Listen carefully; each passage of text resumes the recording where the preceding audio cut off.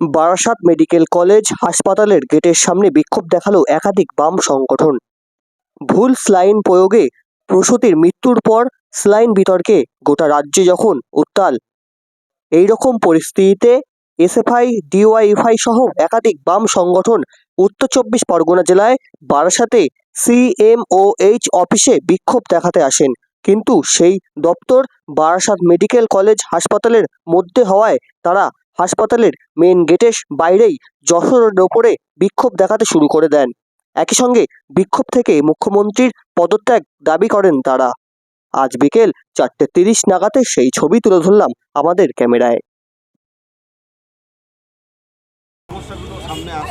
পশ্চিমবাংলায় যে সরকারটা চলছে তারা ইট থেকে বালি পারলে আকাশের এরোপ্লেন অবধি সবেতেই দুর্নীতি করে।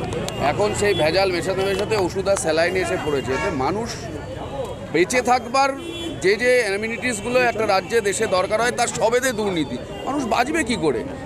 একজন প্রসূতি তিনি মারা গেলেন কিছুদিন আগে, অসংখ্য সদ্যজাত শিশু তাদের সংকটজনক অবস্থা হয়েছিল। নানা রকম রোগ এখন নতুন করে আসে, ব্যাকটেরিয়া বাহিত ইত্যাদি। তার জন্য ওষুধের প্রোডাকশন সব বন্ধ। বহু মেডিকেল কলেজে ওষুধ পাওয়া যাচ্ছে না, বাইরে থেকে টাকা দিয়ে ওষুধ কিনতে হচ্ছে। এই গোটা অসভ্যতাটার বিরুদ্ধে আমরা আজকে এসেছি। আর আরজিকরের ঘটনা তো আপনারা জানেন, সেই দুর্নীতিরই বলি হয়েছে অভয়া, যার জন্মদিন আবার একটা আসতে চলল ৯ তারিখ। এই সব নিয়ে আমরা এখন যাব। দাবি কি? মমতা বন্দ্যোপাধ্যায় এখন বিদেশিদেরকে নিয়ে নিউ টাউনে বিশ্ববঙ্গ বাণিজ্যিক সম্মেলন করছেন। আগেও করেছেন, কোনো টাকা আসেনি, আরও কোনো টাকা আসবে না।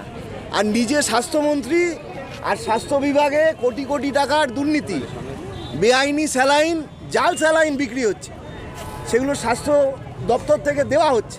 মমতা বন্দ্যোপাধ্যায় লজ্জা কবে হবে? কবে পদত্যাগ করবেন?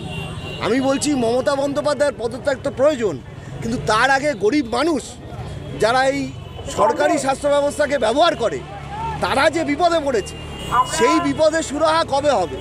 এই দাবি আমরা এসএফআই, ডিওয়াইএফআই, মহিলা সমিতি, বস্তি ইউনিয়নের পক্ষ থেকে আমরা এসেছি বারাসাতে।